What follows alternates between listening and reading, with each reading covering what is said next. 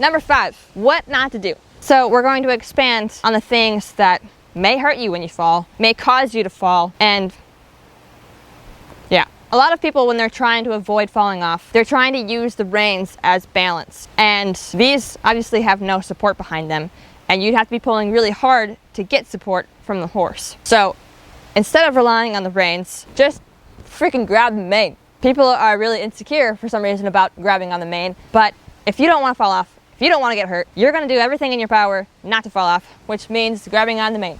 This right here is a great invention. And if you're holding on to part of the horse, your upper body will stay above your lower body, just like we were talking about. So let's recap what not to do. We're not going to envision ourselves hitting the ground, falling off. We're not going to evacuate ourselves. We're not going to let ourselves fall head first. And we're not going to hang off our horse's face if we do fall off. Also, I want to note, if you are falling off and you're in the process of hitting the ground, be super aware of where the horse's back legs are. Because a lot of times when the horse is in a panic, fight or flight mode, you falling off and landing near their legs is going to be startling to them, and they're already in a very reactive state. So if you are falling off near their back legs, you're either holding onto the horse's reins and you can pull them towards you, so you're pulling their head towards you, which is going to cause their butt to move away from you, or you let go of the reins completely and you keep your head down until the horse is passed, because if they kick out and hit you in the face or the head, that could be really bad.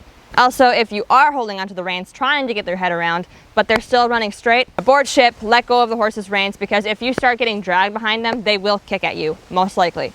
Obviously depending on the horse. But it's never safe to have your head that close to a horse's legs when they are in reactive mode. So try to keep yourself safe. Again, I feel stupid for saying this, obviously, because obviously nobody wants to land on their neck or their head, but you really want to avoid landing on your neck, your head, your back, your shoulders, your chest. All of those areas are a lot more fragile and likely to cause long-term damage than your legs, your feet. So if you can, do everything in your power to hold on to your horse until your lower half is below you, then you can let go.